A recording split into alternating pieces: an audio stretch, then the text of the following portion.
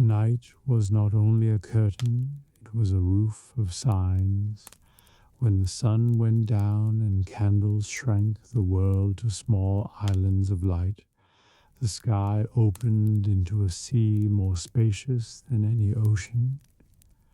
Men and women who had no clocks read their hours in constellations and their seasons in a slow-wheeling map of fire. Moon and stars were not ornaments to the dark. They were the letters by which the night wrote its counsel. The moon ruled first. Its changes set a rhythm felt by shepherd and sailor, monk and midwife, plowman and pilgrim. New moon was a black coin slipped into heaven's purse, a night that asked for patience and kept secrets. Waxing nights brought a tender brightness, a white shaving laid along the rim of the world. The quarter moons looked like doors left ajar.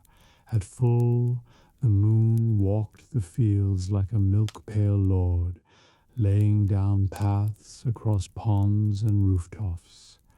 Men swore that bread rose better under waxing light, and that certain herbs cut by the full possessed a keener virtue.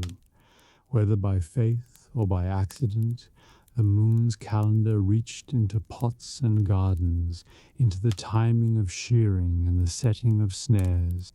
Women watched the moon with other reasons. Monthly reckonings kept step with its phases.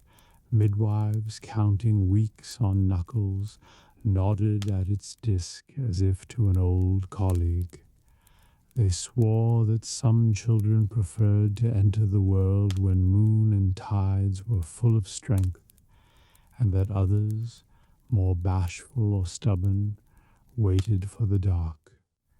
In their small notebooks, more memory than parchment, they set little marks beside months, a private consonance between heaven's face and a child's first cry. Farmers, too, kept lunar habits, planting by the waxing light, pruning in the waning, bringing timber in when the moon was dark. Rules varied by valley and uncle and chance, yet the rules remained. A man who had learned the field by day learned the sky by night. He knew how to find his hedgerow eve when mist tricked the eye, because the old cart track lay under the Pleiades at Michaelmas and under Orion at Epiphany. To travel to the next parish by starlight was no rashness when a man could steer by the laded of the Great Bear, or keep his left shoulder to the belt of the hunter. Sailors were the most faithful to heaven's course. The sea gives little kindness to guesswork. A man afloat learns to love fixed things. North Star, steadfast, patient, was the nail that pinned the sky in place. Whole voyages were hung upon it. From the waist of a cog, a lad looked up, and with one palm's trick against the horizon, judged latitude as cleanly as any scholar's instrument. Moonlight on a calm sea was both lamp and lure, a path laid down in silver, as if some great pilgrim had gone before. In storms, stars vanished, and fear grew large, but the first reappearance of a single bright point in torn cloud made courage rise faster than any captain's shout. Monks mounted the stair to the tower and kept the year by the sky. Easter's wandering date depended upon the full moon after spring's equinox. Lent's beginning slid according to that, and all the smaller feasts from then to harvest took their places along the string. A careful sacristan had his table of numbers and his page of notes, but he also had eyes. He walked into the court on cold nights, and watched for first crescent or last, and smiled because God's book agreed with his own. When bells rang for the night offices, they rang not only for hours of prayer, but for places along the moon's slow road. Scholars drew circles upon wax and scratched them again with the shoulder of the stylus. They wrote the names of stars, a mixture of tongues that tasted of desert and sea, and copied diagrams of spheres moving in nested obedience. But being they clever and ink-stained, went out and tipped their heads back like ploughboys. The math was one satisfaction, the sight was another. There is no pride in measuring a thing that does not first humble the measurer. Children learn the sky by telling story. That wain was a baker's cart, forever rolling. Those 3 bright buttons were a giant's belts. That milky smear was spilt flour, or the breath of angels, or a road where saints walk. Each valley had its own names. Each name fell soft on small ears and stayed. Mothers soothed frightened wakings by pointing through the shutter slit. See, the hunter goes his way, he harms no child. Fathers, returning late from the tavern, lifted a boy to a shoulder and traced a line with a rough finger. There, that star will find you home. Moonlight was useful light. It whitened roads, painted hedges with a frost that could be walked through, lifted the black off ditches and streams so a sober foot could pass. Carters, pleased with profit, risked a leg or 2 more by it. Bakers carried flour under it. The watch preferred it for the clean cut it gave to shadow. Lovers praised it for gentleness, thieves for fairness. Moonlight reveals as well as hides. By it a careful hand could put a needle through cloth, a careful midwife tie a cord, a careful scribe seal a letter. It is its daylight, but it is enough to make of the night a room rather than an abyss. Yet the same light gave birth to fancies. A full moon was blamed for heat in the brain and restlessness in the bones. Men who had drunk too deep said the bright globe tugged at their blood like a tide. Women with sleepless infants swore the child stared at it as at a face. On some nights the circle turned red as a raw wound, shadow of the earth upon it, and a murmur went through villages. Kings would die, or fields would fail. Priests answered with reason, explaining eclipses kindly, but they lit candles all the same, and few men begrudged them the extra brightness then. Stars had their omens too, a fire that raced across the sky, burning its brief verse, set tongues going by dawn. Who threw that spear? At whom? A slow blue lamp at sea. St. Elmo's trembled on a masthead, and sailors, who knew fear's vocabulary, called it a blessing and wrapped their cloaks tighter. Long-tailed comets made the boldest bow the head. They were like messengers, too ragged for court, but too urgent to be turned away. Every age reads its anxieties in the sky.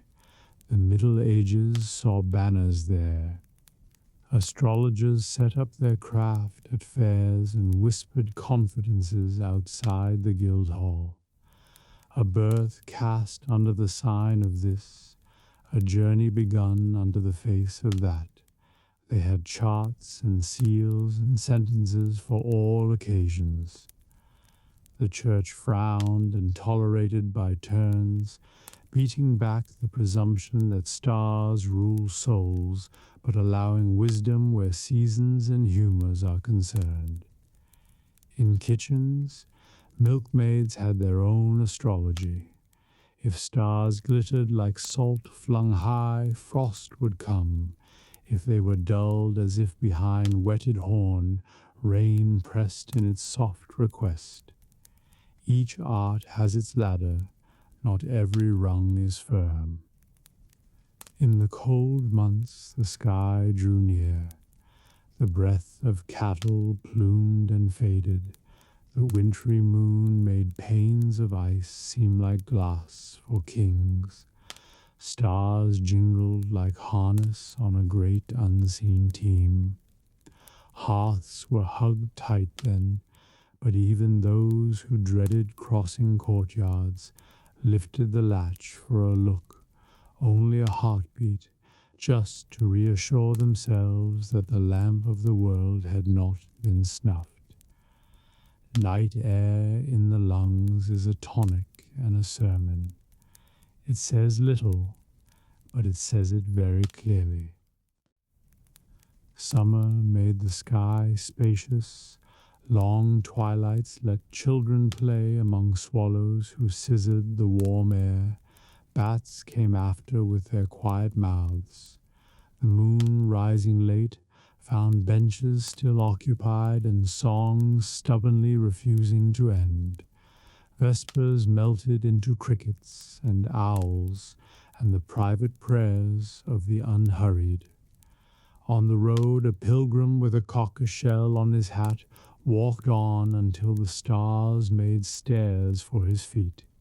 He slept in a field and was woken by dew, and later in a tavern swore to others that he had never owned so much as when he had only the sky. Not all gazes were the same. A lord looked up and thought of hunting by torchlight, of hawks flown at dawn from a glove that still remembered heat. A reeve counted weather in the stars' arrangement and considered whether the mowing would begin on Monday. A beggar read no omens but accepted the wide roof as a mercy not measured. A monk, warmed by a cup after matins, recalled the psalm that speaks of the moon appointed for seasons. Different stomachs, same sky. Sometimes the heavens drew men together against fear, rather than toward it. Eclipses, meteors, comets, these brought villagers shoulder to shoulder in greens where fairs were held by day. A hush would fall like an extra darkness. Even the skeptical felt the animal part of the soul prick its ears. When it was over, laughter went up, and somebody passed bread, and a child, emboldened, tried to jump and touch Orion, which made the mothers scold and smile in the same breath. There were too the nights when stars seemed to speak directly, a widow counting her dead, laying each name out like a rosary, looked up and found a bright point exactly at the ridge of her roof, steadier than her tears. A soldier on watch, lonely enough to see angels where none walked, stared until the cold put its teeth into him and understood that courage is sometimes simply staying. A thief with a good purse paused under the eaves and noticed how the moon threw his long shadow along the wall and disliked it. He went home a different way and later told no one why. Maps were made from such gazing. Mariners drew roses on parchment and attached winds to petals.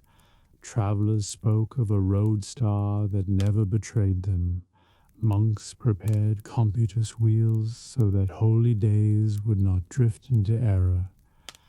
The great clock faces of later cities lay far in the future, for now the sky's clock went unwound and unerring, and every man who could lift his head owned it. Under such a ceiling, sleep came not as surrender but as right.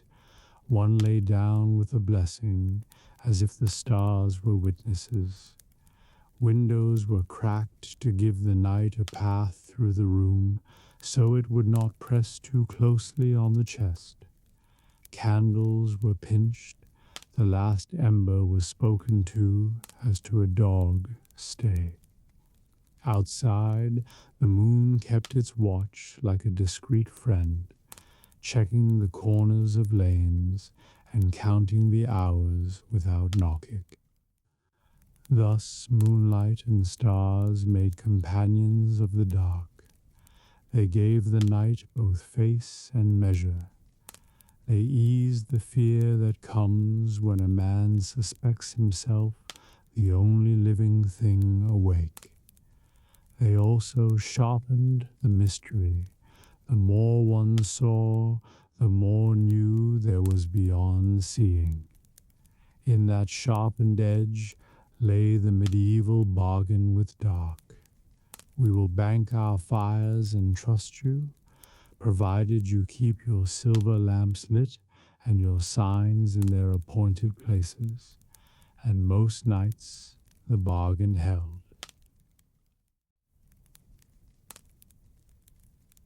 Night was not always a place of hush. It could be a stage. There were evenings when the town forgot its shadows and set its own stars ablaze, bonfires on greens, lanterns in processions, candles clustered so thick on altars that the air tasted sweet. On such nights, fear retreated to the hedgerows and the lanes filled with singing. Festivals after sunset made a different map of the dark, not islands of light, but rivers of it. Midsummer came like a dare. Longest day leaned into longest twilight, and men answered by building fires as if to salute the sun before it began to slide away. Great heaps of brush and old wood were piled on hills. Boys brought armfuls with the seriousness of priests. Girls braided flowers into rings and crowns. When the torch was put to the pyre, and it leapt, a shout rose that spoke in one syllable of harvest hoped for, of sicknesses burned away, of a year permitted to continue. Sparks went up like a migration of small souls. Dancing made circles around such fires. Feet stamped patterns that the head could not have written. Hands found other hands in the warm half-dark. Old men remembered steps they'd sworn were lost, and the young learned with laughter. Fiddles and pipes had a new voice with night behind them. The drum felt older, like a heart the earth itself lent out for a while.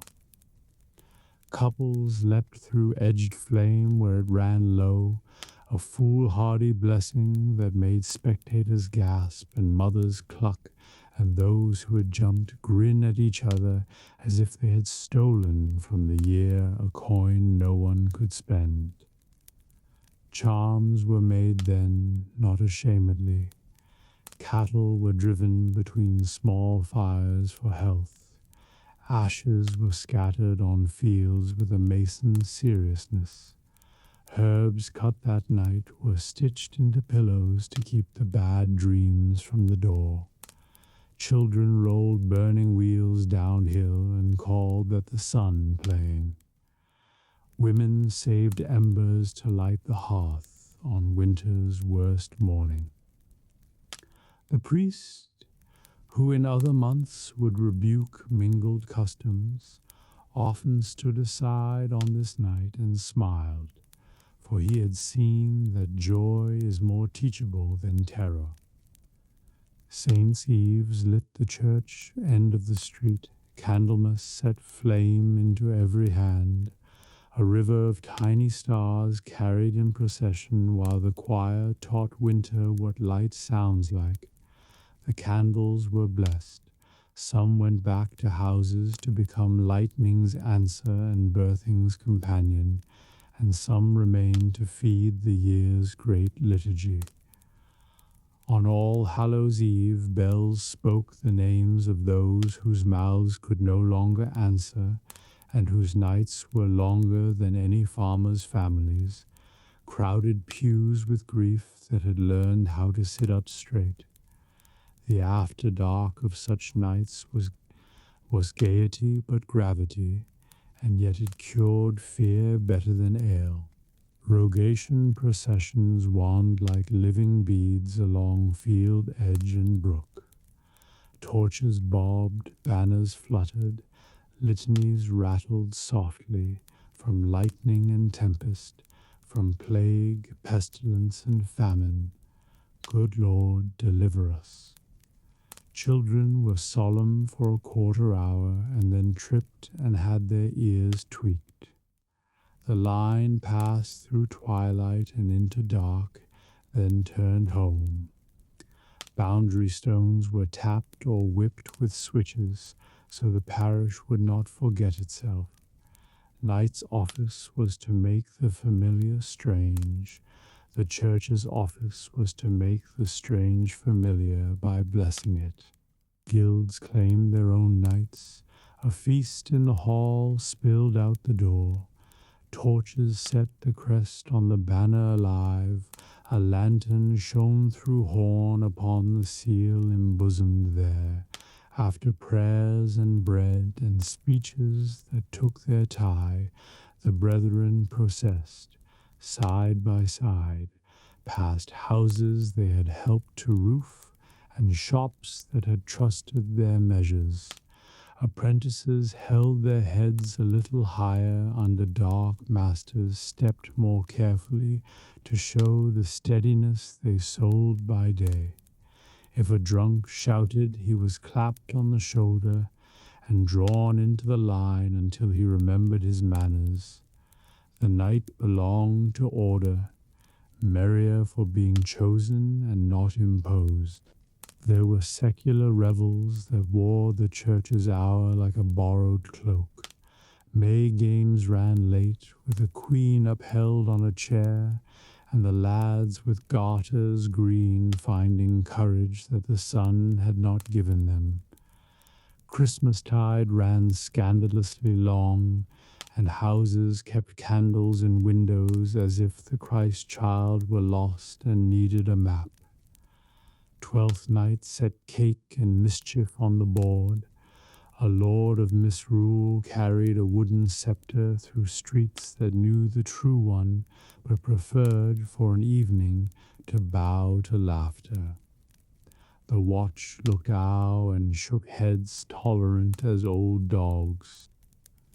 Markets by lantern were a pageant of their own. When the harvest was too late to be weighed by day, or when fish ran so thick the boats came in at moonrise, stalls sprang up with a haste that only hunger could organize. Horn-shaded lights made apples appear to have grown halos. Bolts of cloth looked lustrous as water. Knives on a blanket put down a thin, honest glitter. Haggling in the night had a different flavor, quieter, quicker, more binding. Hands found other hands in the dark to seal bargains. The faith extended was larger when sight could not delavish. Pilgrims walked vigils. At shrines, candles built a second architecture. Ribs of flame where stone ribs rose, constellations at eye height. Chants warmed the cold and made patience possible. The trouble carried to the saint began to feel more nameable, and a named thing weighs less. On certain nights the relic was shown. There were murmurs that had nothing to do with doubt and everything to do with awe. If a cure was claimed, if a child woke easy the next morning, or a fever broke, the story took root like a planted staff and put out leaves. Night fairs came with their hazards. Lantern cloth burns quickly, children are swift, thieves swifter. A shout of fire could turn celebration to scramble in breaths. For this reason, wardens walked with buckets and beaters, and men who had drunk less than they might stood at the edge of crowds to watch flames the way a father watches boys near a river. Yet the risk itself seemed part of the warmth, a pinch of pepper in the stew. Danger attended desire in the Middle Ages, the way a dog attends a cart. In the countryside, harvest suppers made barns into halls. Doors flung wide, torches wedged in iron hoops. A piper in the manger made cows roll their eyes and accept the indignity. The last sheaf, dressed as a doll, was carried in and placed above the door to keep hunger out. A blessing rose that began clumsy and ended strong. After meat and pies and ale and songs with verses that kept producing cousins, the youngest made a ring outside and played at catching shadows. A grandfather leaned on the jam and said that night had not been so generous since he was a lad.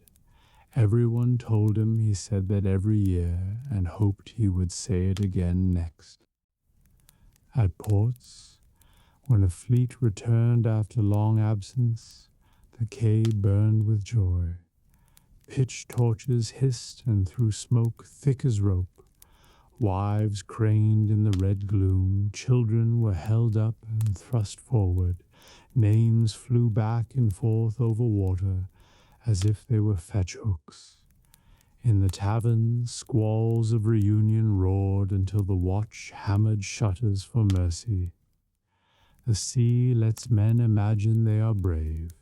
The night reminds them that bravery is in coming home and saying, "Forgive me," and "Thank you," and "I will go again if bread requires it."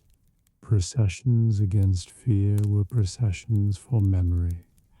A town that had burned once and been rebuilt kept an anniversary with lamps set upon every sill.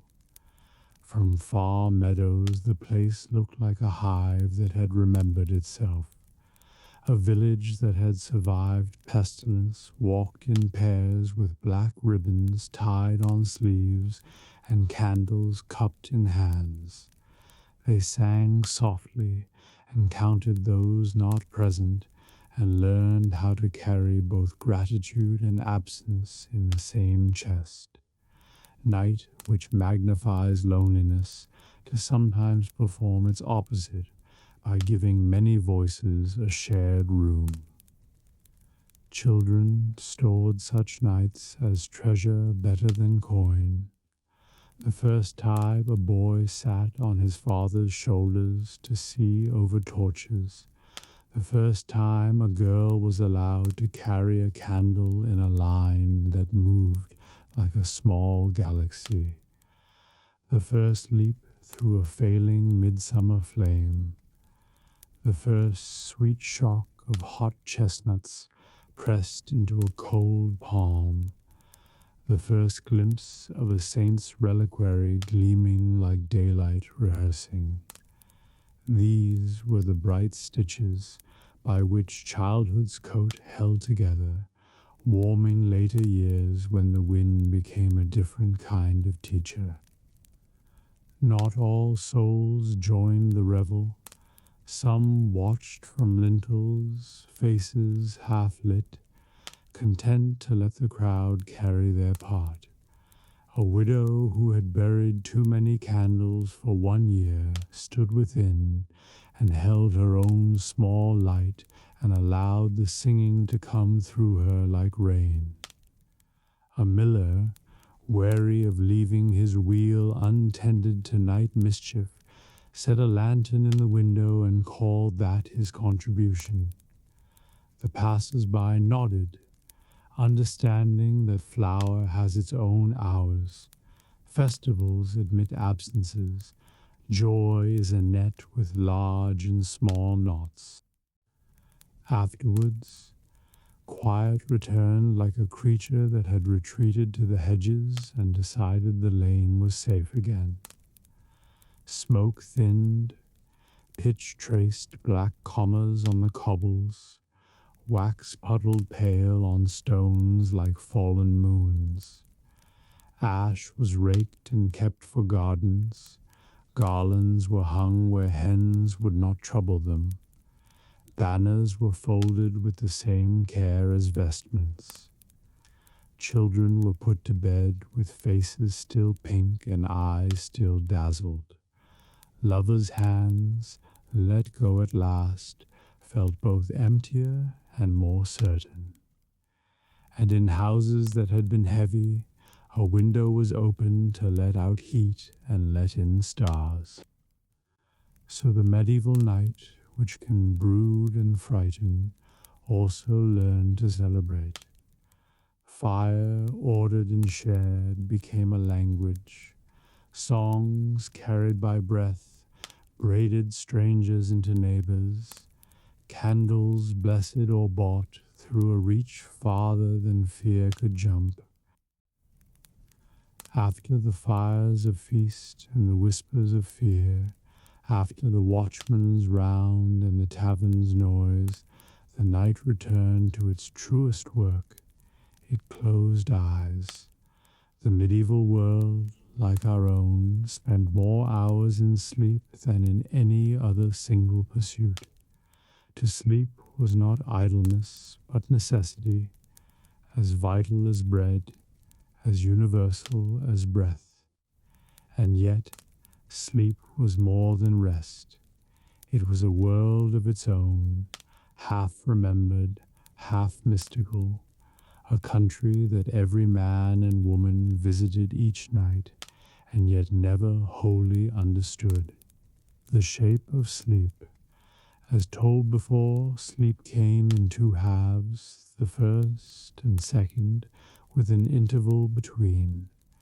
After supper, bodies yielded quickly to weariness. Work-worn muscles slackened, eyes surrendered, breath deepened. The first sleep was heavy, dragging the soul down like a stone into deep water.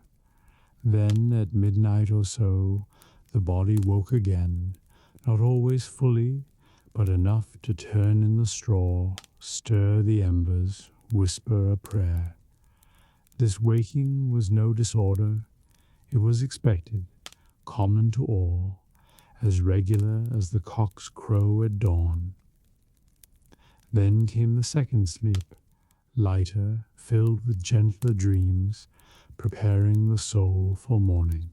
Families shared their sleep. In peasant cottages, the whole household lay together on pallets of straw or rushes, sometimes with livestock nearby for warmth. Parents and children huddled close, wrapped in woolen cloaks, pressed together against the cold. Privacy was scarce, but comfort was plenty.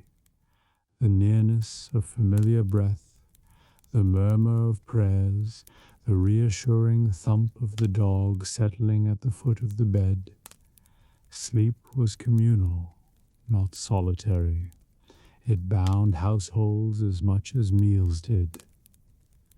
In richer homes, chambers offered separation, yet even then servants slept nearby, often in the same room, ready if called. Great lords lay on carved beds heaped with feather mattresses, canopies drawn, curtains pulled to keep draughts away. Yet even they heard the same creak of beams, felt the same shiver of winter nights, trusted the same prayers for safety. The difference was not in fear, but in softness of the bed, in fineness of the linen, in the length of the candle left burning at the bed's foot. Monasteries marked sleep with discipline. Monks lay on narrow pallets, heads often on blocks of wood, blankets thin, for their calling demanded austerity. At midnight, bells roused them, breaking first sleep for matins. They shuffled into choir, chanting psalms in darkened chapels, while the rest of the world slumbered. To them, sleep was not only rest, but a rhythm interlaced with prayer. To rise at midnight was to keep vigil with heaven, to prove that even in the night, light was remembered. The dreams of sleep. Dreams were but idle fancies. They were messages, warnings, mysteries. Some came heavy and nonsensical, shaped by food too rich or labor too hard. Others came with clarity, vivid and strange, and were spoken of with care at breakfast. To dream of water might mean tears or journeys. To dream of animals could foretell fortune or peril. To see saints in sleep was blessing. To see demons was warning. The line between dream and omen was thin. Scholars wrote dream books, compiling signs and meanings from older traditions. Farmers knew them too, in simpler form, carried in memory and story. A woman who dreamt of fire might fear quarrel in her home. A man who dreamt of falling might brace himself for loss. Not every dream was believed, but none were dismissed. To sleep was to open a door to another country, and no traveler returned without at least a fragment of news. Children's dreams were watched especially. Night terrors, sudden cries were thought signs of spirits troubling them. Mothers laid charms by the bed, crosses of rushes, bits of iron, drops of holy water to guard their little ones. If the child laughed in sleep, it was said angels were playing nearby. If they wept, prayers were whispered, for perhaps souls in purgatory had passed too close. Sleep's mysteries touched every cradle as much as every coffin. The vulnerability of sleep. To sleep was also to risk. Houses might burn, thieves might break in, wolves might raid pens. A sleeping man was defenseless, and so the last prayers of the night were earnest.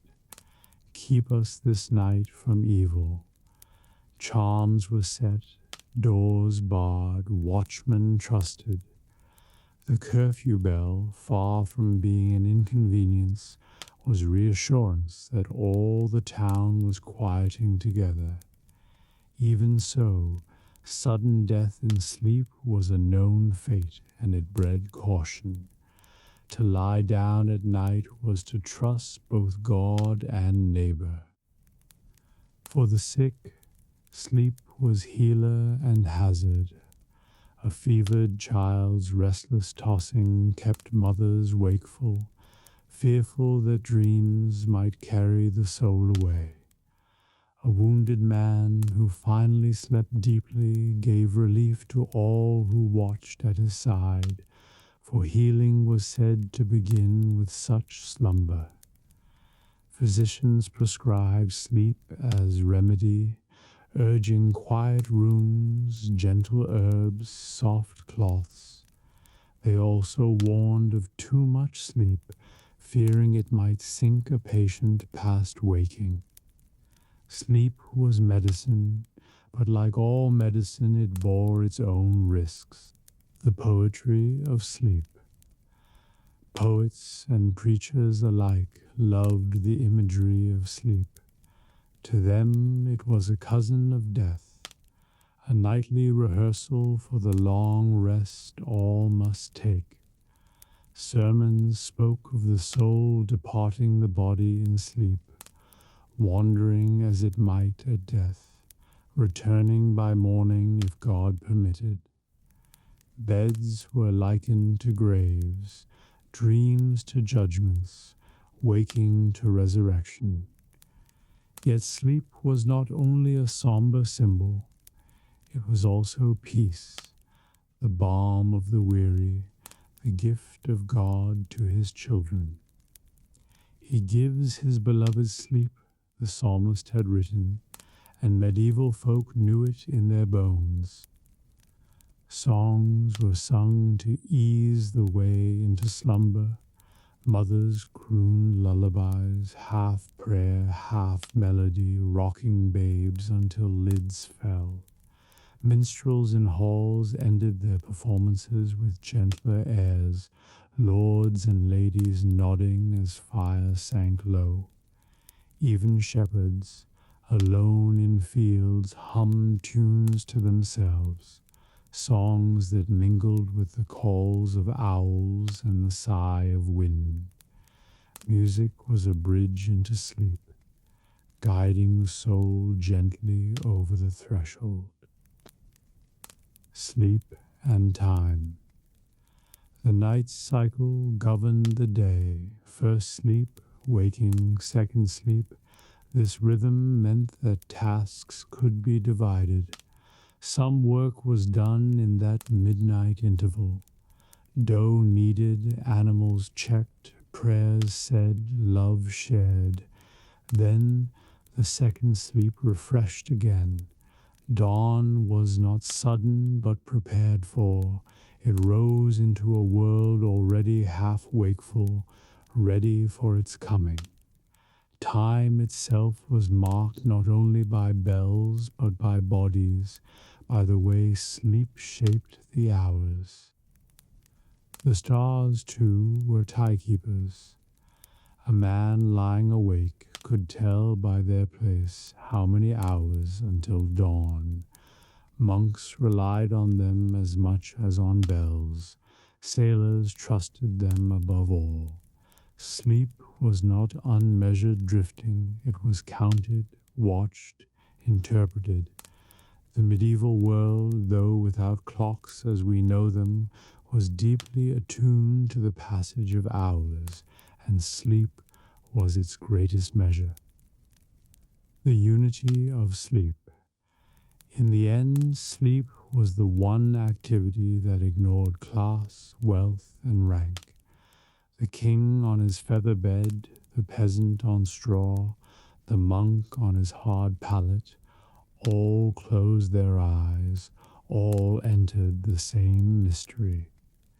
Dreams did not respect titles, fears visited noble and common alike. In sleep, all were equal, all dependent, all vulnerable. It was the great leveler, as death would be, but gentler, giving rest and renewal instead of final parting. Sleep-bound communities. The curfew bell reminded all to enter it together. The rooster reminded all to rise from it together. Within that shared rhythm, life took its pattern. To know that neighbors slept was to feel secure. To hear a watchman's call in the dark was to know one was not alone. Sleep was solitude, but it was also solidarity, for though each dreamt alone, all slept at once. Closing the night. As dawn drew near, the cock crowed, dogs barked, shutters creaked. Embers were stirred, bread set to bake, tools fetched, animals let up. Sleep retreated, not vanquished but satisfied, leaving behind rest, dreams, sometimes a trace of fear or wonder. The night had done its work. It had frightened, it had sheltered, it had refreshed, it had revealed, and always it had closed with sleep. Thus the medieval night ended not with terror nor with revelry, but with breathing, slow and viva, in thousands of cottages and chambers.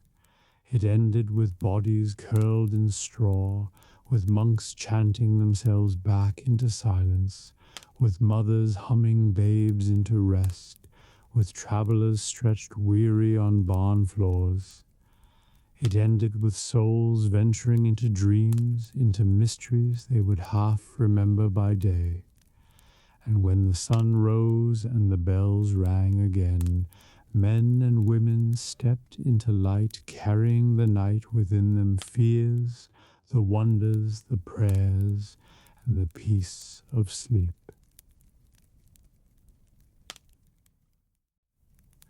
The village by day is a place of rhythm and familiarity, the ringing of the church bell, the creak of carts, the steady work of plough and spindle.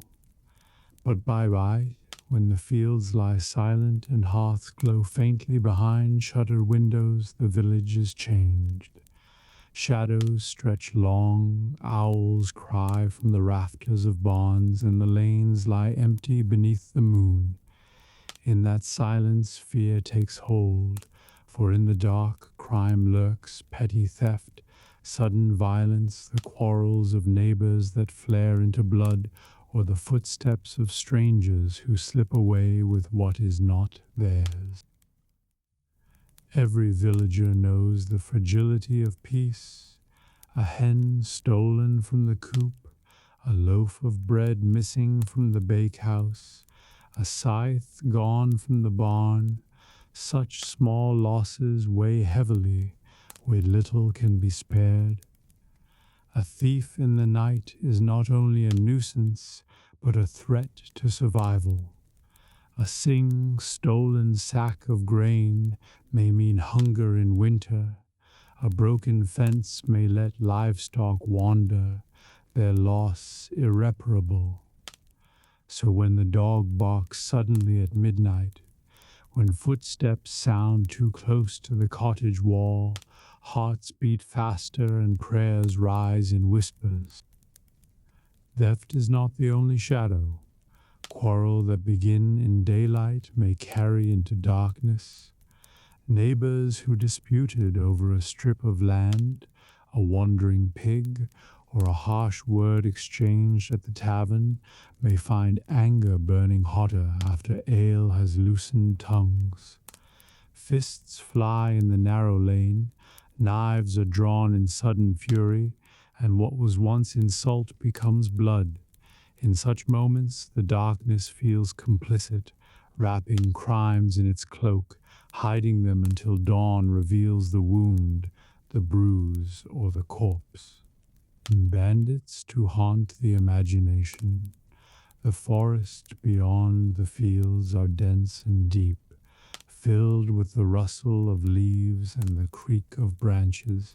Travelers whisper of men who lurk there, waiting to strike. They emerge like shadows themselves, faces hidden by hoods, knives flashing, demanding coin or goods. Though true bandit raids are rare, the fear of them is constant, for the thought of strangers lying in wait at the village edge is enough to chill the blood. The mothers hush children with warnings, "Do not stray too far, do not walk alone, for the woods are full of dangers." Yet crime is not always the act of outsiders. More often it is born within the village itself, by hands known and faces familiar. Hunger drives the poor to steal from their neighbors. Desperation leads to dishonesty in trade. Old grudges fester until anger bursts forth. To see a friend or kinsman accused is a bitter shock. Yet it happens often, for sin and want are woven into daily life, tightly aye, labor and prayer. When crime strikes, the alarm spreads quickly. A cry goes up, thief, thief, and doors fly open. Villagers spill into the lanes with torches, dogs barking madly. The bell in the churchyard is sometimes rung, its voice calling not to prayer but to pursuit. Men take up staves, women clutch lanterns, children huddle by hearths, and the search begins.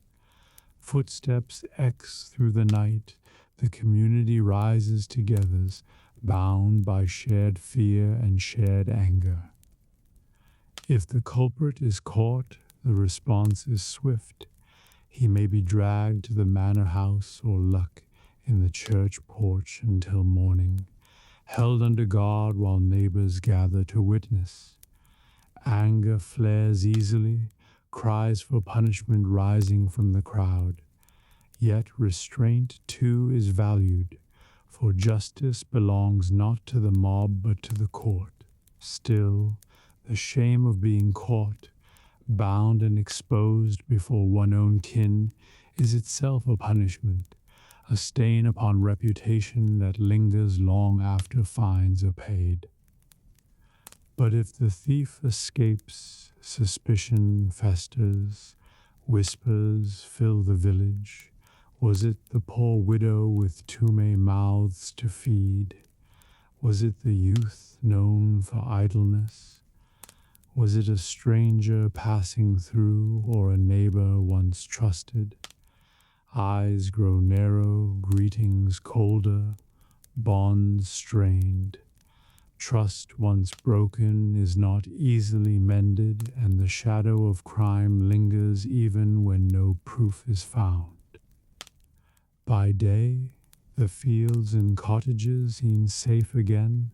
The sun chases away fear, laughter returns, and work resumes. But at dusk, when the last light fades, memory stirs. The darkness returns, carrying with it the unease that crime might once more slip through the lanes, unseen until too late. And so villagers bar doors, set dogs to watch, and whisper prayers before bed, trusting that God and community together will hold the night at bay. For crime in the medieval village is not only an act against individuals, but against the fragile web of trust that binds all together. To steal, to wound, to betray, is to unravel the fabric of safety, to tear hit in the net that keeps hunger and fear at arm's length. That is why punishment will come, swift and visible, for justice must restore what crime has broken. But before punishment, there is always the shadow, the silence of night, the cry of alarm, the racing of hearts in the dark. Thus begins the story of crime and punishment. In shadows at the edge of the village, fear walks hand in hand with silence, and the fragile peace of the community waits for dawn.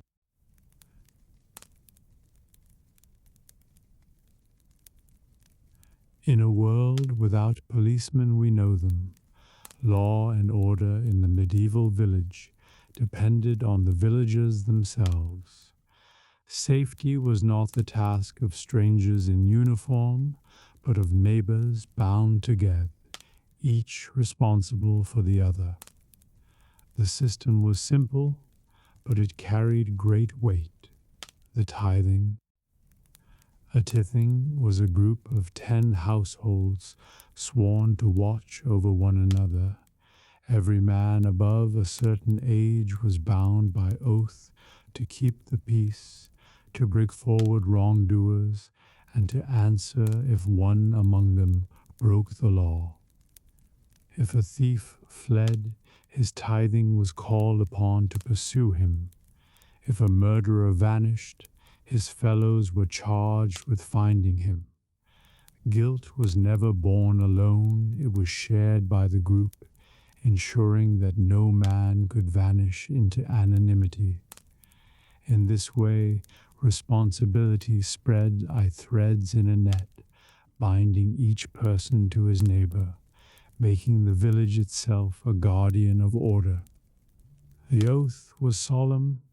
Gathered before the steward or reeve, men placed hands upon the book of the Gospels and swore to uphold the king peace, to accuse no innocent, and to conceal no guilty man. Breaking such said oath was more than crime, it was perjury, a stain upon the soul. For in medieval thought, justice was not only a human arrangement, but a sacred duty. To lie in court, to protect a wrongdoer, was to endanger one's own salvation. By day, the tithing work was quiet, watching, listening, noting quarrels that might flare into violence. By night, its vigilance grew sharper. When shadows thickened and strangers passed through, members of the tithing might walk the lanes, lanterns in end, staffs at their sides. If a cry of alarm went up, they were the first to respond, rousing neighbors, sounding the bell, chasing thieves across fields or into the woods. Their presence was a warning that crime, though possible, would not go unanswered. In towns and larger villages, a night watch was often kept. The watchman was a familiar figure, cloak wrapped tight against the chill, lantern swinging, staff in hand. He walked the streets slowly, pausing at crossroads, listening for trouble. Sometimes he called the hour aloud, his voice carrying through the darkness, past midnight and an as well. His words reassured sleepers, though to the weary watchman the hours stretched long and lonely. If he caught someone wandering suspiciously at night, he demanded explanation. Who goes there? What is your business? Strangers were held until morning, neighbors were warned to return home. The watchman was no knight, no soldier, he was a villager himself, often serving by rotation, his turn coming ye part of duty to the community. Some complained of the burden, longing for sleep instead of pacing the streets. Others bore it proudly, feeling the honor of keeping their fellows safe. Whatever their mood, the task was shared, for safety belonged to all. When a crime did occur, the alarm was swift, the cry of harrow, harrow, harrow, horrow, out ad, or out, so the whole the night, summoning every man to the chase. Doors flew open, villagers spilled into the dark with torches and clubs. The hue and cry, bellows, it was barred, was not optional. All who heard it were bound to join. To ignore it was itself a crime, for the peace was common, not private. The sight of villagers running together, lanterns bobbing, dogs barking at their heels, was enough to terrify many a thief into dropping his plunder and fleeing. The system was imperfect. A cunning outlaw would slip away into the woods. A strong thief might outrun the chase. An innocent man might be accused by enemies. Yet the system worked more often than it failed, for its strength lay not in perfection, but in participation. All bore the weight of law together, and in that shared burden lay safety. The tithing was also a reminder of the closeness of medieval life. Privacy was scarce, secrets difficult to keep. Neighbors knew one another, habits, quarrels, and needs. If a crime was committed, suspicion quickly fell, and whispers spread. The guilty might hide for a time, but the eyes of the tithing were many, and sooner or later truth surfaced. At the heart of it lay the bell, hung in churchyards or on wooden frames in village squares. Its rope was ready to be pulled in alarm. When its voice rang out at night, deep and insistent, all knew their duty.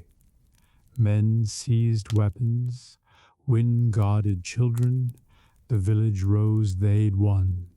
The bell was more than metal, it was the voice of justice calling each person to act, binding all together in defense of peace. Thus, order in the medieval village was not imposed from above alone, but woven from within. The tithing and the watch turned neighbors into guardians, shared oaths into shields, and common duty into law. In their vigilance, the fragile peace of the village was preserved, day after day, night after night, through centuries of shadow and light.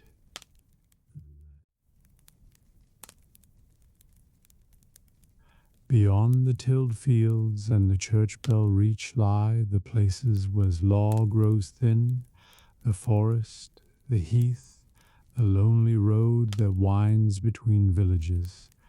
These are the haunts of bandits and outlaws, men cast from society or driven to crime, who live by the ambush and the blade. In every village, stories are told of them, sometimes whispered in fear, sometimes shouted in tavern boasts, always shadowed with unease. The outlaw is both real and imagined. Real in that many a merchant has returned home bruised and robbed. Many a traveler has vanished on the road, his goods gone and his fate gin. Imagined in that tales grow with each telling, bandits turned into demons of the forest, shadows that can never be caught. Yet whether truth or tale, the fear is the same, that the road ahead may be watched by hungry eyes. Forests, especially, carry this dread. Their trees rise tall, their shadows thick, their silence broken only by the crack of branches and the cry of distant beasts. A lone traveler stepping beneath those boughs feels the press of eyes unseen, the weight of possibility. Bandits know these woods well, their paths hidden, their hideouts secret. They strike swiftly an arrow loosed from cover, a cry of command, men leaping from behind trunks with knives or clubs. Stand and yield your purse. The startled traveler, heart pounding, has little choice but to obey. Outlaws live hard lives. Cast from their tithing, stripped of protection, they are declared outside the law. Anyone may strike them down without fear of punishment, yet as survive, clinging to life in caves or huts deep in the wild.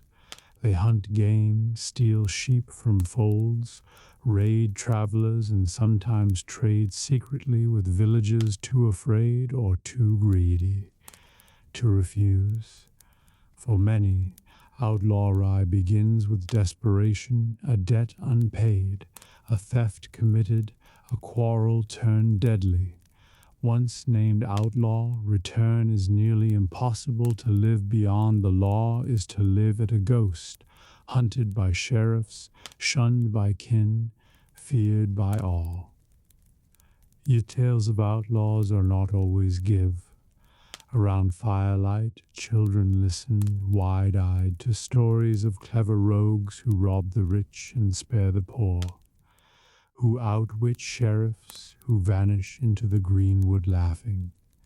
Such stories comfort, for they turn fear into play, danger into marvel. In these tales, the outlaw becomes not only a threat, but a symbol of freedom, of resistance against harsh lords and heavy taxes. Whether such men truly existed or were shaped by longing, the stories endure, woven into song and legend. Merchants fear bandits most. With wagons laden with cloth, spices, or coin, they are tempting prey.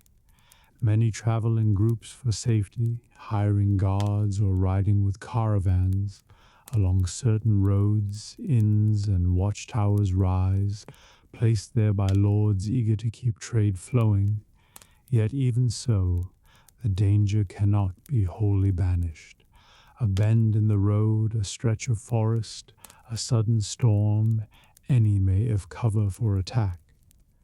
Merchants speak often of saints' protection, making offerings before journeys, carrying charms to ward off misfortune. Still, their eyes dart constantly to the shadows, wheels creak and horses plod. Bandits aye haunt bridges and fords. When rivers swell with rain, crossings become narrow and perilous. There on the far side men may wait, demanding tolls not sanctioned by any lord.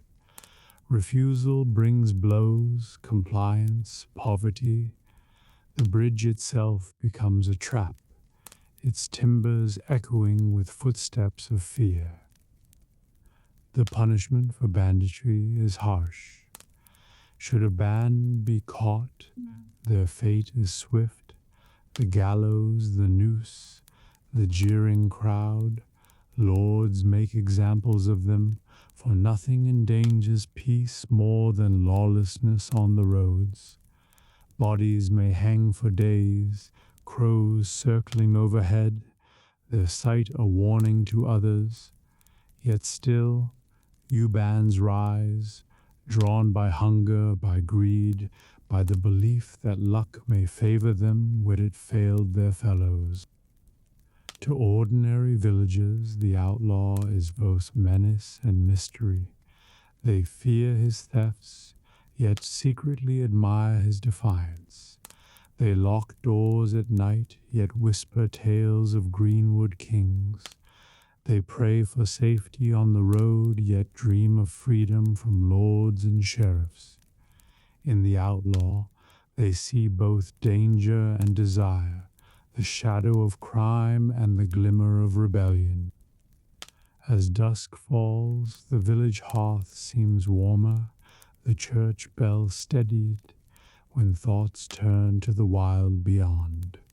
For out there, beyond the last furrow, lies the place where law is weak. Men live by knife and cunning.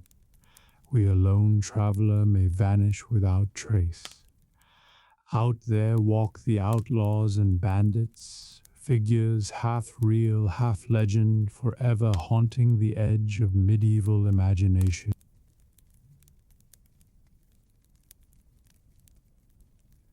If the church was the heart of devotion and the market the heart of trade, then the tavern was the heart of laughter and trouble. By day its doors stood open to weary laborers seeking bread and ale after toil. By night it glowed with lantern light, the sound of mugs clattering, dice rattling, voices rising in song or argument. Within its smoky walls villagers found comfort and camaraderie, but also danger. For where ale flowed, tempers loosened, and quarrels too often turned to crime. Alehouses were simple places, timbered walls darkened with smoke, Floors of beaten earth or rough boards, benches lined the walls, a heavy table stood at the center, mugs hung from pegs, and barrels waited in the corner. The smell of yeast and wood smoke clung to every beam. Women, often alewives, brewed the drink, their hands stained from stirring mash, their aprons damp with spills, for most ale was daily drink, safer than water, nourish a much of pleasure, but when too much was poured, its warmth turned to fire. Games were played, bit mugs were drained, dice clattered upon the table, men leaning close, eyes bright with hope or suspicion. A lucky throw might bring cheers, an unlucky one curses, a suspected cheat, a sudden blow. Cards were not yet common, but dice and boards sufficed to stir fortune and fury alike. Wagers were made not only in coin, but in goods, chicken, tools, even promises of labor. To lose was bitter, to win was sweet, but to suspect deceit was to ignite quarrel that could spill into the lane. Ale itself was cause for dispute. Was the mug full? Was the brew strong or weak? The measure honest or false? Alewives were sometimes accused of cheating, of adding too much water, of using false measures.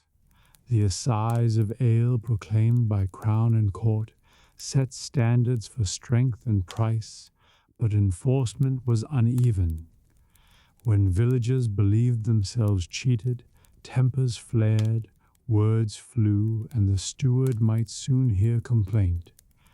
Yet many returned the next night, for where else would warmth and laughter be found? Violence was never far. A careless insult about land, about kin, about honor could spark a fight. Benches overturned, mugs smashed, fists flew, knives flashed too often, and wounds were common. The cry might rise, neighbors rushing in, dragging men apart, blood on floorboards, curses echoing in smoky air. The next day bruised men stood before court, fined for brawling, their names recorded, their reputance stained.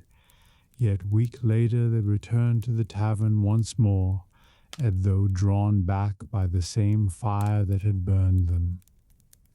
The church frowned upon such disorder. Priests preached against dice and drunkenness, warning that alehouses led to sin. Bishops ordered inspections, demanding honest measures, forbidding gambling, urging restraint. Yet even priests were seen sometimes sipping ale in corners, for the warmth of fellowship was hard to resist. Taverns endured, for they met a need old at mankind, the need to gather, to laugh, to forget labor and sorrow for a time. For villagers, the tavern was both joy and danger. Songs lifted spirits, tales lightened hearts, friendships were forged in shared mugs, yet beneath the laughter lurked quarrel, beneath the gain lay suspicion, beneath the warmth smoldered fire. Crime mere was not always planned, but born of drink, pride, and chance. And so the tavern stood, both beloved and feared, a place where law and disorder met beneath a low roof and the glow of a lantern. At night, when voices finally quieted, the last embers glowing in the hearth, the floor sticky with ale and blood, silence returned, but the memory of laughter, of quarrel, of dice and song lingered, carried into dreams. In the morning the tavern door opened again, the barrels tapped once more, and the cycle began anew.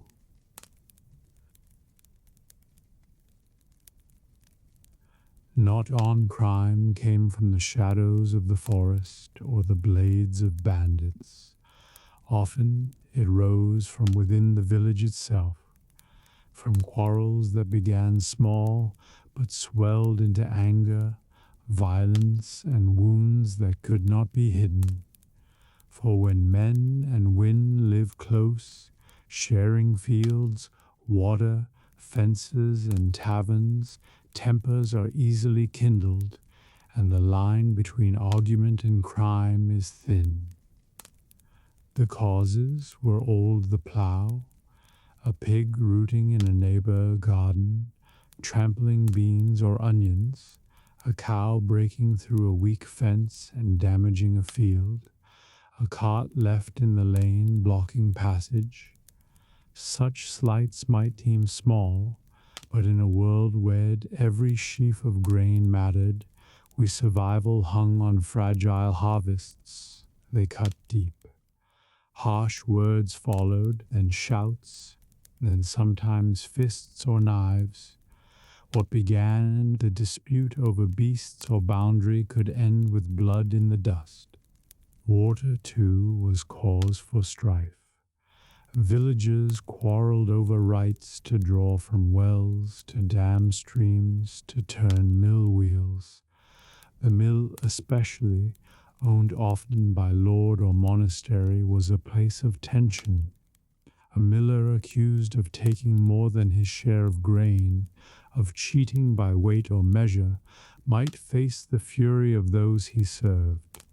More than one miller found himself dragged into the lane, beaten by angry farmers who had endured too much. Taverns added their share of trouble. By day, they were places of ale and talk, of laughter after toil. By night, when mugs had been drained too often, they became breeding grounds of quarrel. Insults flew easily after drink, old grudges rekindled, pride stung, fists slammed against tables, benches overturned, mugs shattered on the floor. A brawl might spill into the lane, neighbors dragged in whether willing or not. A zine wound from knife or club could turn merriment into mourning, laughter into crime. Words themselves were weapons. Slander and insult carried weight, for honor was precious and reputation fragile. To call a man a thief, a woman unchaste, a neighbor dishonest, was to wound deeply, sometimes more than blows. Disputes over words often came before courts, for speech could tear a village apart.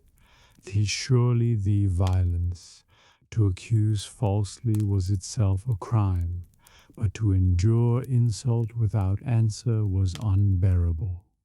Thus quarrels flared, sharpened by pride, inflamed by gossip, spreading through the lanes like fire through thatch. When brawls broke out, the village stirred quickly. The cry went up, neighbors rushed, torches flared. Some tried to pull fighters apart, others cheered them on, children darting close to see.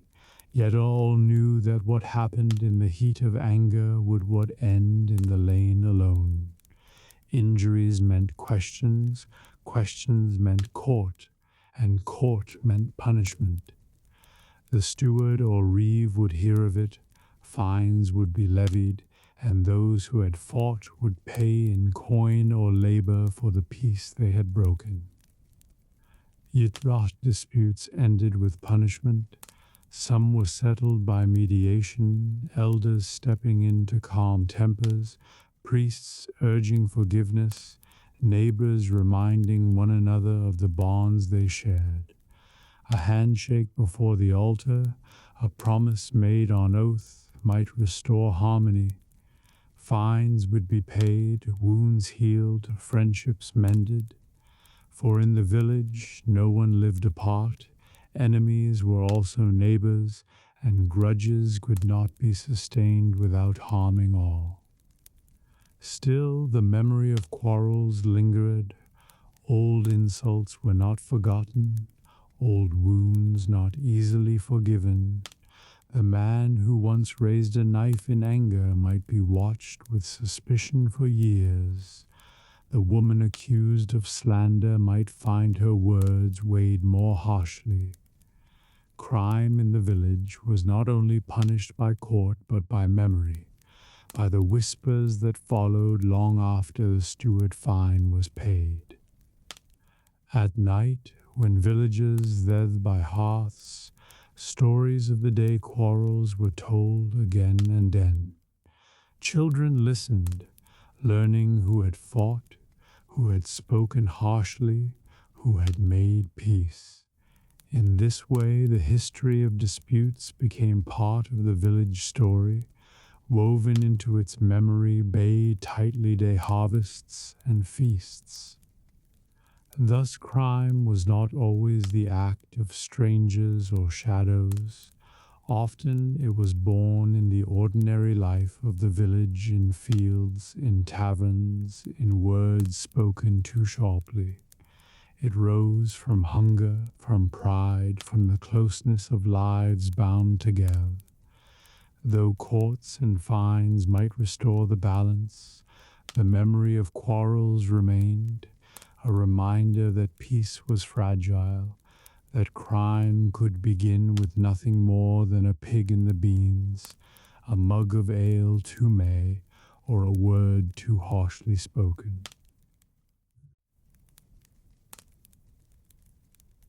When quarrels grew too sharp, when theft was discovered, when wounds were left in the dust of the lane, the village turned to the manor court. It was here, beneath the eye of the Lord Steward, that justice was measured and peace restored, not always perfectly, but visibly, so that all might know the law still held sway. The manor court was no lofty hall of marble and robed judges. It was often held in a barn, a church porch, or beneath the spreading branches of a great tree. Villagers sat on benches or stood in a circle, their breath misting in the morning air, their voices hushed as they waited. The steward sat at a table, a clerk beside him with parchment and quill, ready to record the day matters. A staff of office, a seal, or the Lord banner might be displayed, reminders that this was not merely talk, but the business of law. Attendance was not optional. Each household owed suit to the court, bound to appear when summoned, to serve as jurors, to bear witness, to hear judgments. Even those with no quarrel of their own were drawn in, for the law was communal, not private. A villager absent without cause might himself be fined, his name entered in the rolls with the mark of neglect. The court was the village in microcosm, its order made visible. Cases varied in weight. The simplest were of small thefts, a chicken missing, an apple tree stripped, a scythe borrowed and not returned. The accused stood before the steward, head bowed, neighbors whispering in the crowd. If guilt was clear, a fine was levied, perhaps a few pennies, perhaps more if the theft was brazen. The money went to the Lord coffers, but the true purpose was the restoration of order, the public reminder that theft would not be ignored. Quarrel and brawls came often. Two men accused each other of assault, each nursing bruises, each insisting he was provoked. Witnesses were hauled, neighbors questioned, the steward listening with stern patience. At last he pronounced judgment, fines to both, perhaps heavier to the one found more at fault. If blood had been spilled, the fine rose higher, for the king peace had been broken. All present nodded, for though neither man was satisfied, both knew the matter was now closed, or at least bound by law. This that strang up both nice, and filed her to the hooked, a one had moved, a furrow plowed too wide, a path blocked. Such cases would drag on, with witnesses summons, charters brought forth, oaths sworn upon holy books. The steward weighed all, his clerk scratching down each word. The judgment once made was binding, and to defy it was perilous, for the Lord Court was no mere council of neighbors, but a link in the chain of royal justice. The court also served Aid's memory. It recorded not only crimes, but customs, who owed service on which days, who held which strips of land, who had the right to graze sheep on the common. In its rolls were written the life of the village, binding past to present. To lose a case was not only to pay a fine, but to alter the rut itself, a scar written into parchment that might endure for generations. Oaths were central. The accused might swear innocence, hand upon the Gospels, voice steady before God and neighbors alike. If his reputation was strong, if his tithing supported him, the oath might suffice. But if doubt lingered, the steward could demand compurgation, others swearing to his honesty, pledging their own souls upon his truth. To fail in such said oath, to be found lying, was ruinous, for perjury endangered not only reputation but salvation. Few dared risk it, and so oaths carried weight beyond coin. Punishments in the manor court were often fines, sometimes duties of labor or loss of property. Prison was rare, for cells were scarce and costly. The aim was not long confinement, but quick correction, a restoration of balance through payment, service, or shame. Yet the threat of harsher judgment loomed always, for raid crimes, murder, arson, repeated theft might be sent upward to the sheriff and the king justices, where gallows and dungeons awaited. The crowd itself was part of the court power. Neighbors watched, sees names were read, fines were pronounced, and oaths were sworn. Their presence gave weight, for justice seen was justice believed. Children clutched their mothers' hands, learning through fear what words could not teach, that law was real, that crime had consequence, that order bound them. When the business was done, the steward dismissed the court with formal words. Villagers drifted away, grumbling, unrelieved, assassined. The clerk rolled up the parchment, the steward packed his seals, and the tree or bar returned to silence. Yet the memory lingered, the thief bowed head, the quarreller's bruises, the steward's stern voice. Thus the manor court stood, the everyday face of justice, neither lofty nor distant, but woven into village life, visible, audible, unforgettable. It was here that crime was named, punishment given, peace restored, and the fragile fabric of community mended. And though its judgments were simple, they echoed long, shaping memory, reputation, and the rhythm of law in the medieval world.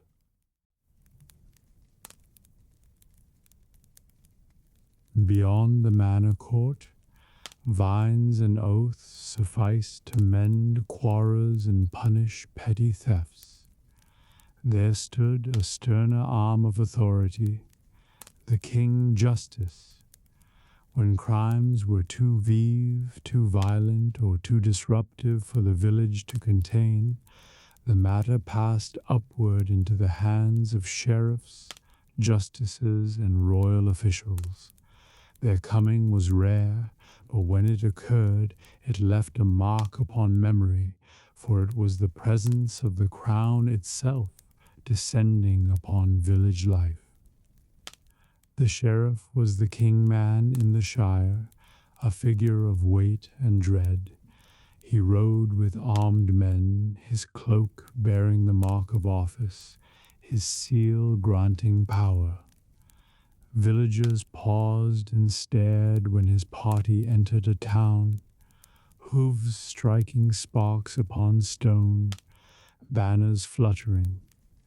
He brought with him the authority of the monarch, distant yet palpable, a reminder that beyond lord and steward stood a greater law, the king peace binding all. His duties were many.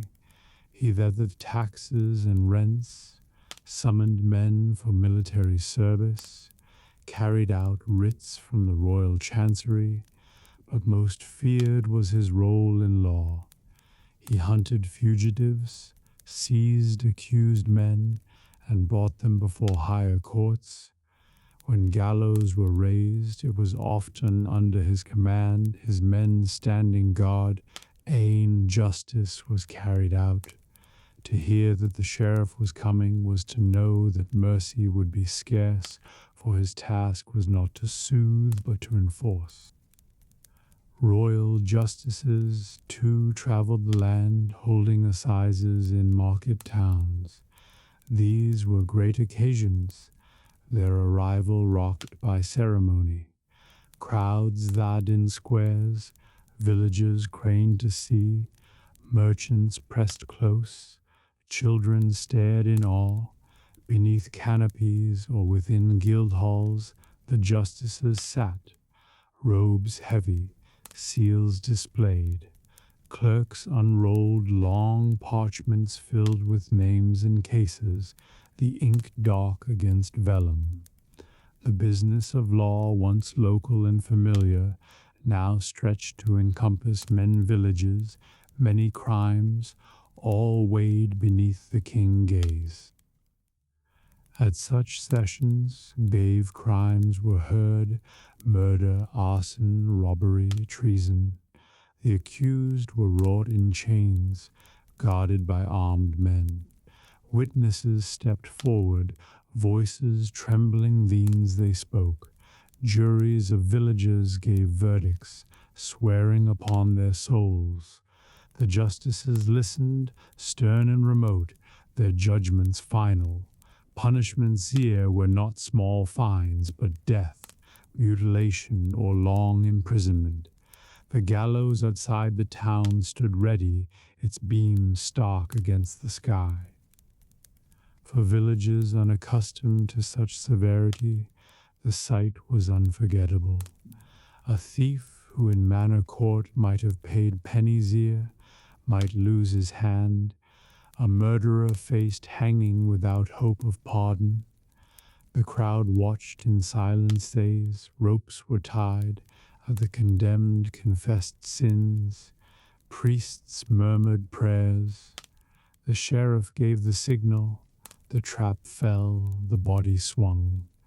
Justice, harsh in public, was done. Children clung to their mothers, men removed their caps, women crossed themselves. None forgot. Yet even if mercy sometimes intervened, the king might grant pardon, often at the request of a lord, a bishop, or for payment of heavy sums. To receive such mercy was rare, but when it came, it was celebrated miracle. The condemned, released, walked among neighbors once more, a living reminder of both severity and grace. The sheriff reach extended even into daily life. His men hunted outlaws, riding into forests, setting traps along roads. They pursued fugitives across shires, their writs granting them authority wherever they went. To harbor such a man was perilous, for the sheriff's wrath fell heavily on those who defied him. Yet the villagers, out of kinship or pity, dared to aid the hunted, hiding them in barns, feeding them in secret, knowing full well the danger. The presence of the King Justice brought awe, fear, and sometimes resentment.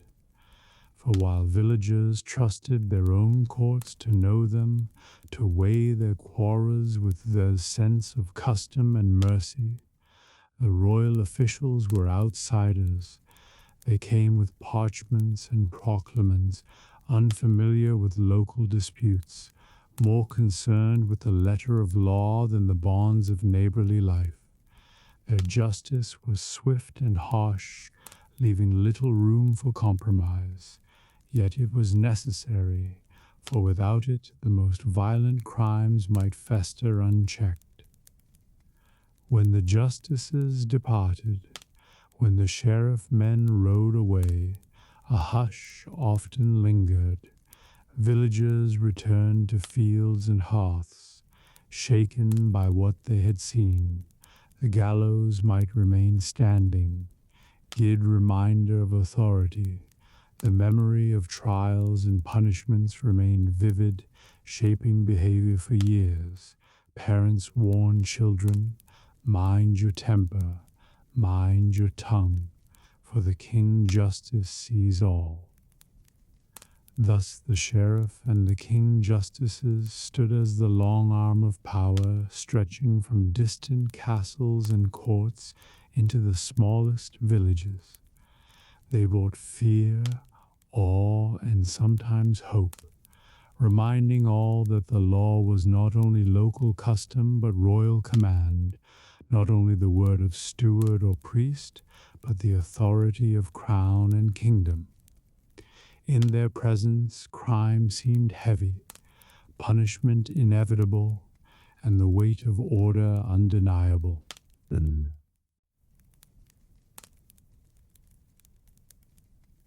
In the medieval world, words carried a weight almost as heavy as iron chains.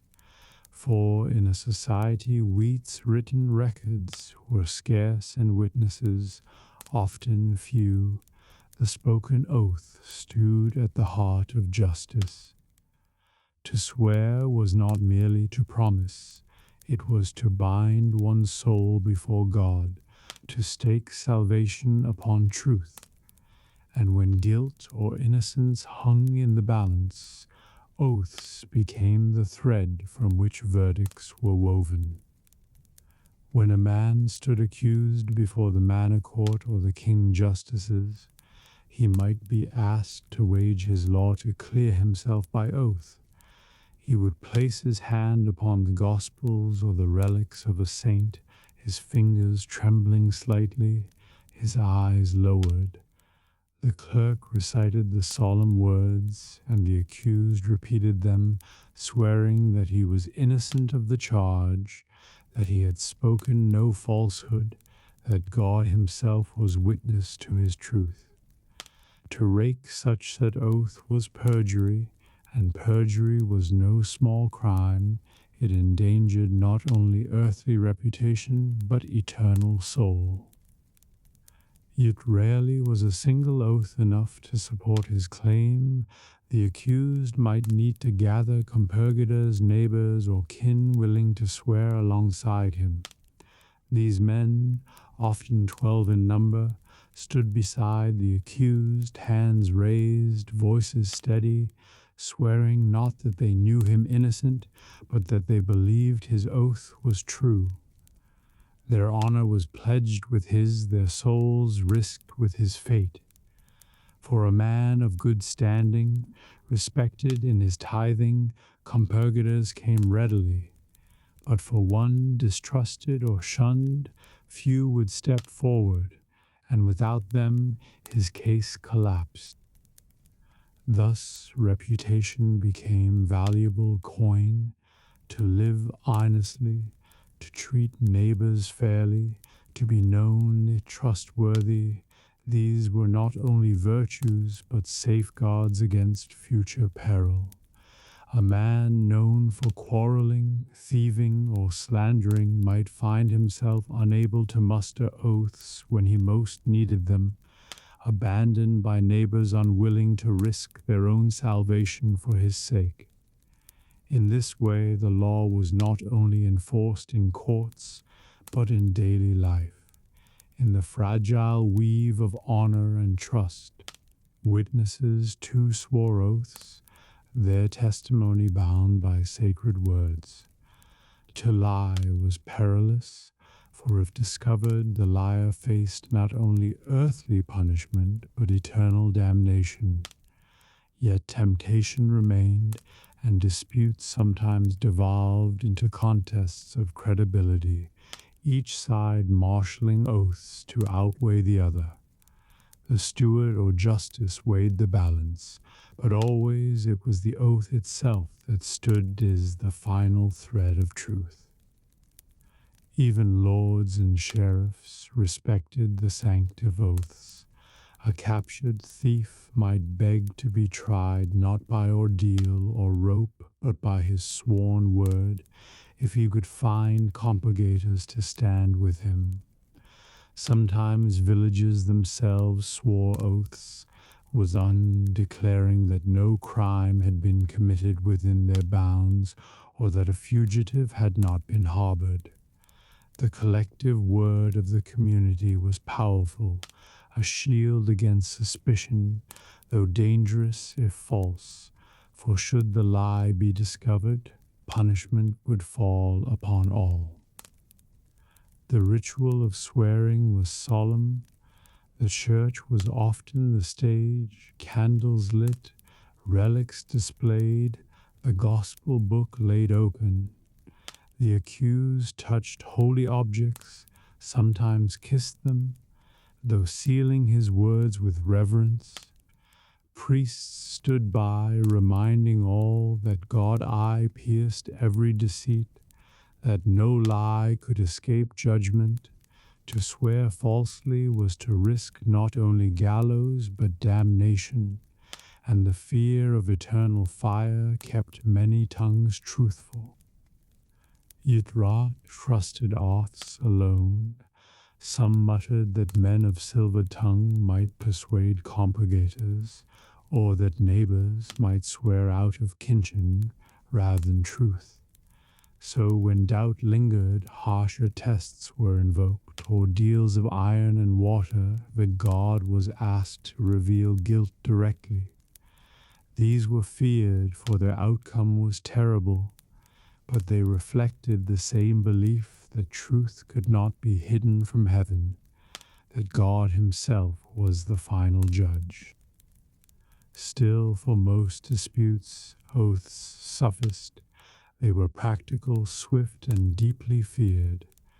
Villagers remembered who had sworn well, who had faltered, whose voice had trembled, whose reputation had carried weight.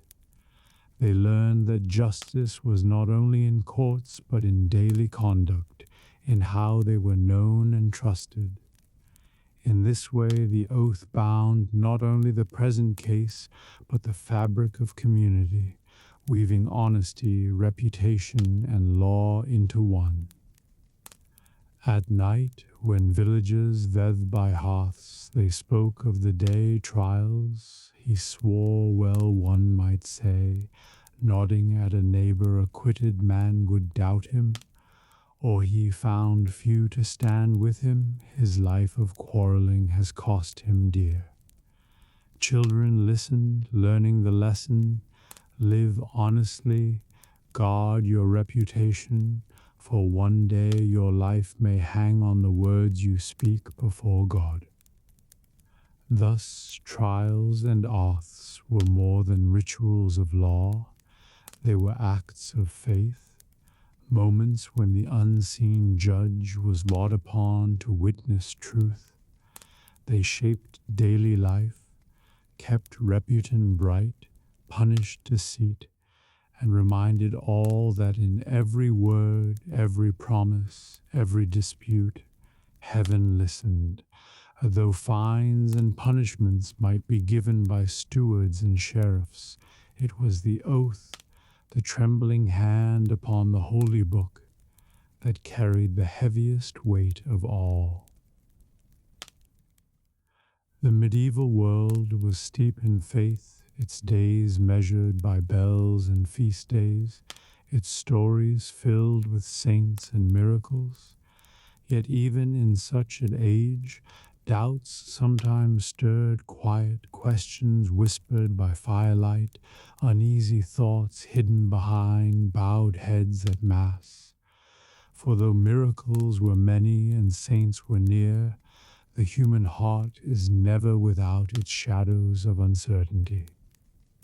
Some doubted the relics themselves. Was the bone in the reliquary truly from the saint proclaimed, or from common grave? Could so many churches all possess fragments of the true cross, when one alone should have sufficed? Whispers rose in taverns and markets, not shouted but murmured. Men and women wondered whether merchants and priests sometimes profited from credulous devotion. These questions rarely reached open defiance, for to doubt too loudly risks scandal or even punishment. Yet they lingered, shaping a more cautious reverence. Others questioned the tales of miracles, a fever that broke after prayer. Was it truly the saint hand, or merely the body's strength returning? A storm diverted. Was it prayer or the natural shift of winds? A child healed at a well, was it grace? Or chance villagers who asked such things did so softly? For they feared not only censure, but their own hearts. Yet the questions came, born from the same weariness and realism that came from hard toil in field and home. Priests and preachers knew of these doubts and sought to guide them. They urged that faith was not about measuring proof, but about trusting God nearness. Miracles, they said, were signs for the faithful, not arguments for the skeptical.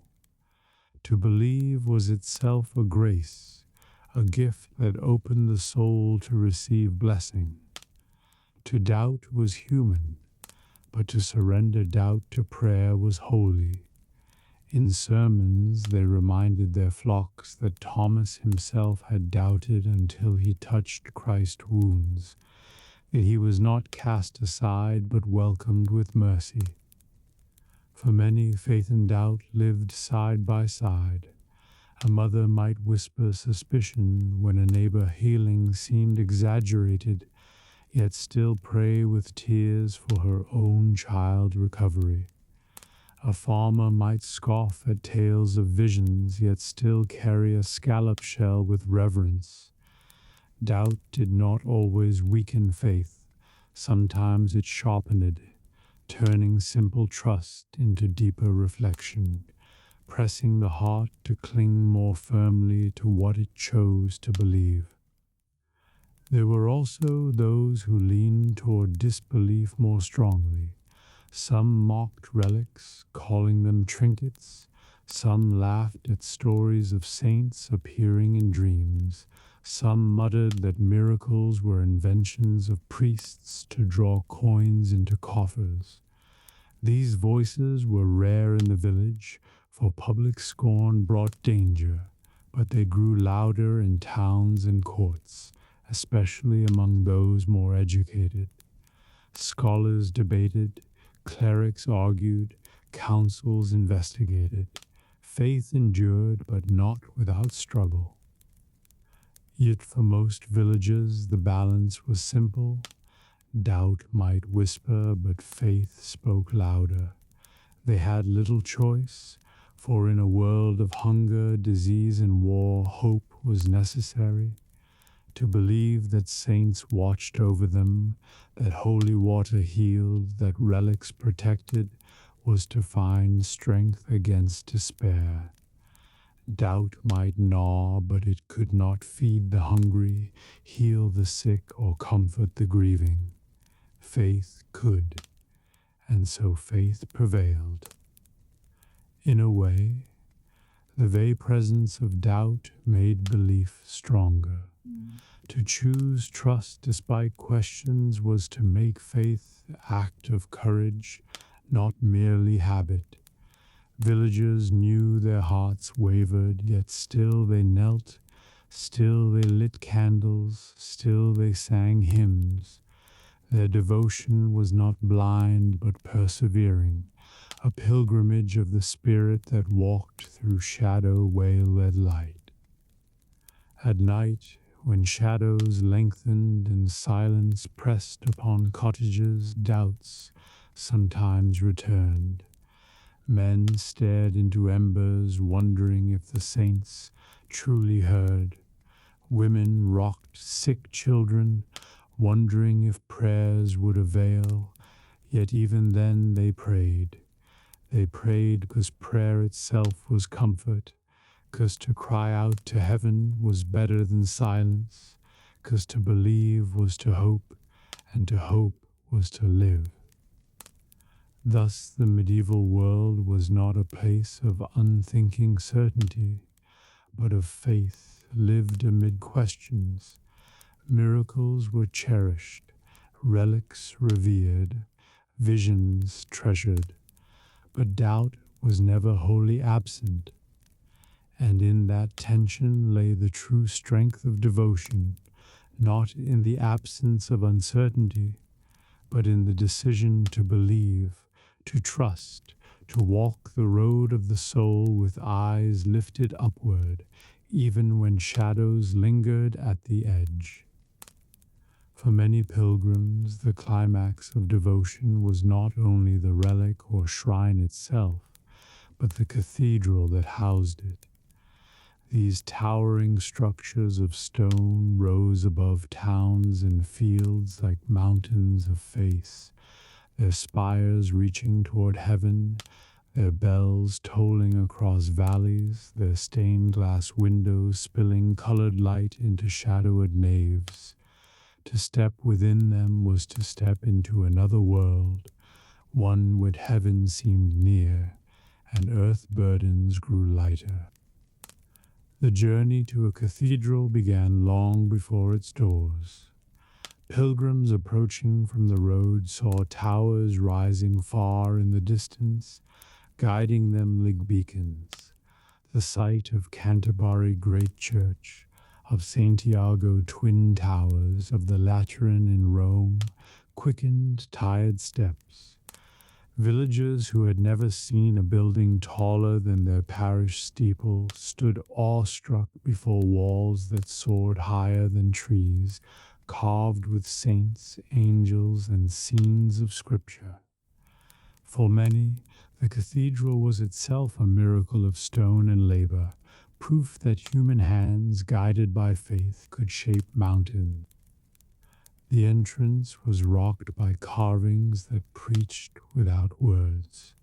Portals showed the Last Judgment, Christ enthroned in majesty, angels weighing souls, demons dragging the damned. Figures of saints and apostles lined the doors, their stone faces serene, their gestures beckoning. Pilgrims traced their fingers along worn carvings, whispering prayers before stepping into the dim coolness within. Then fared the vastness overwhelmed. The high vaults arched of the ribs of a great ship, carrying the soul upward. Candles glowed in side chapels, their flames flickering against golden altars, incense curled in the air, sweet and heavy, mingling with the faint sound of chanting. Light poured through stained glass windows, turning walls into stories of saints, miracles, and scripture. A child might stand transfixed at the sight of a saint life told in colored glass, the sun itself painting the floor with holy images. At the heart of the cathedral stood the shrine, often raised high upon a platform, covered in gold and jewels, surrounded by candles and offerings. It drew pilgrims as a star draws sailors. Kneeling before it, pilgrims pressed lips to cold stone, left coins, lit candles, or touched tokens to its surface. Some wept openly, others knelt in silent awe, still others sang psalms of thanksgiving. Around them, a steady tide of devotion ebbed and flowed, each pilgrim carrying hopes, fears, and gratitude to the same holy place. The cathedral was not only shrine, but world in miniature, guilds processed with banners, monks chanted in choirs, bishops preached from pulpits, kings knelt in confession. The poor and the rich, the learned and the illiterate, the native and the foreigner, all found place beneath the same vaults. For in cathedrals all were pilgrims, all were equal in prayer, all were small beneath the vastness of heaven represented in stone. Music filled the spaces with a beauty almost unearthly. Organs thundered, choirs soared, silent voices rose like larks in dawn. The sound seemed to vibrate in the very stones, lifting hearts with it. Pilgrims who had walked weeks in mud and silence now heard the harmony of heaven, and many felt tears rise unbidden. To sing within a cathedral was to feel oneself part of a chorus far greater, joined not only by those present, but by saints and angels unseen. The cathedrals themselves bore witness to generations, built across decades, even centuries. They represented the devotion of countless lives, masons who carved stone until hands were scarred, glassmakers who cut and joined colors into light, carpenters who raised beams into dizzying heights. To pray within them was to join hands across time, to share in the labor and offering of all who had shaped them. For villages, tales of cathedrals were treasures carried home. A man might describe the soaring vaults, the gleam of reliquaries, the music of choirs. A woman might tell of the candles blazing like stars, of stained glass windows that turned sunlight into jewels. Children listened wide-eyed, imagining such splendor, dreaming of one day seeing it with their own eyes. And even those who never left their village felt uplifted, knowing that such wonders existed in their world. At night, when cathedrals stood in silence, their towers outlined against stars, candles still burned around shrines, pilgrims slept in cloisters, their dreams filled with the echoes of chants and the glow of windows. The cathedral became not only a house of stone, but a house of memory, imprinting itself upon the soul, a place where heaven touched earth with unmatched majesty. Thus the great cathedrals stood milestones of pilgrimage, symbols of the vast communion of the faithful, monuments of labor and devotion. They were not merely buildings, but prayers in stone, songs in glass, offerings in gold. To walk within them was to feel the presence of saints and angels, to glimpse the radiance of heaven, and to carry that vision home, where it might shine quietly in the heart forever. The pilgrim road was long, yet every road, whether to Compostela or to a village well, whether to Rome or only to the parish church, ended in rest.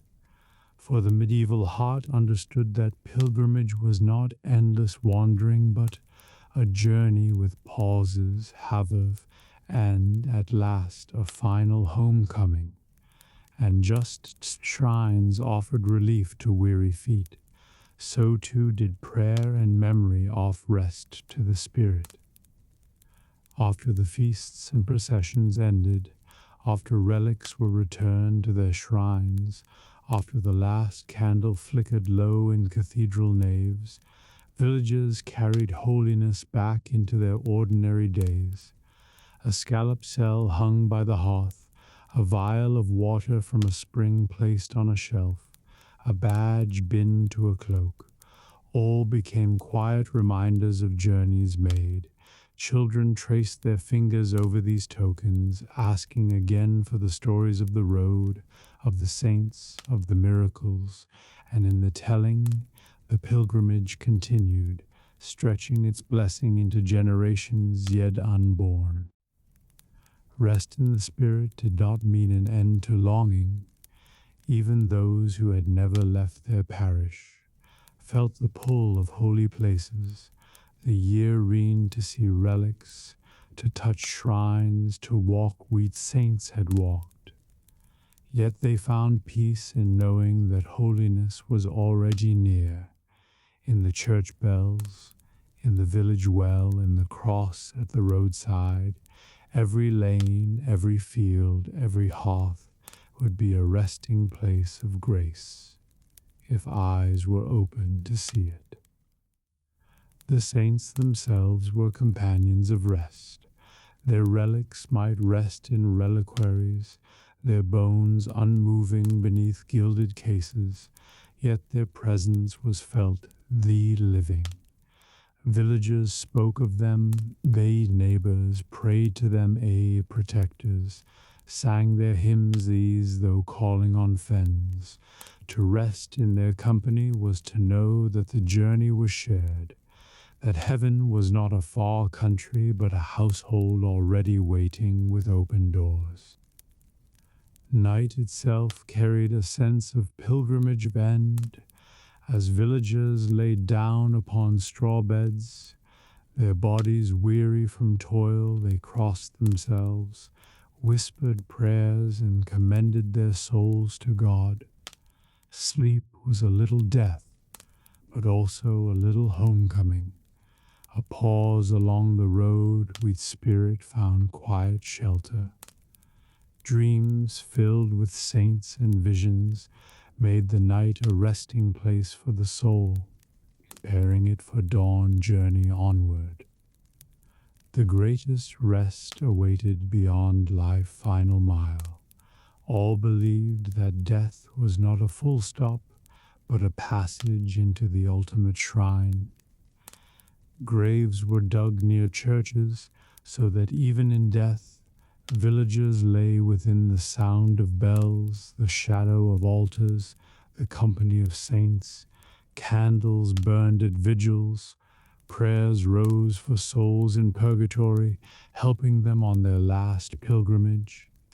And in this belief, death itself was softened, not terror, but homecoming, not loss, but rest at last in the presence of God. The medieval heart found peace in knowing that every journey, whether long or short, pointed toward the same end.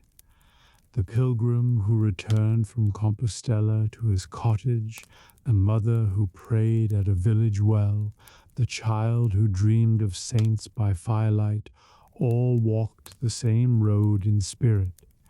And in their resting they tasted already the promise of heaven, that one day all pilgrims would lay down their staffs, remove their dusty cloaks, and be welcomed into a house not built by hands, where light never faded and songs never ceased.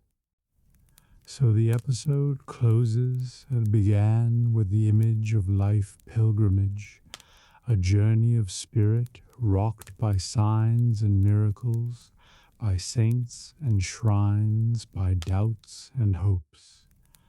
The medieval world saw itself not rooted in one place only, but walking always toward a greater country.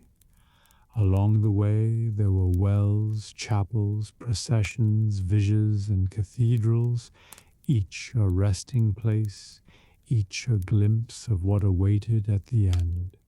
The journey was long, yet it was sweet, for pilgrims knew that they walked not alone. Saints walked beside them, miracles lightened their steps, holy places gave them pause, and at last God Himself waited at the end of the road. To rest in the Spirit was to know this truth, to feel it deep in the heart, to carry it into sleep like a lullaby, that every step, however weary, led not into darkness but into light.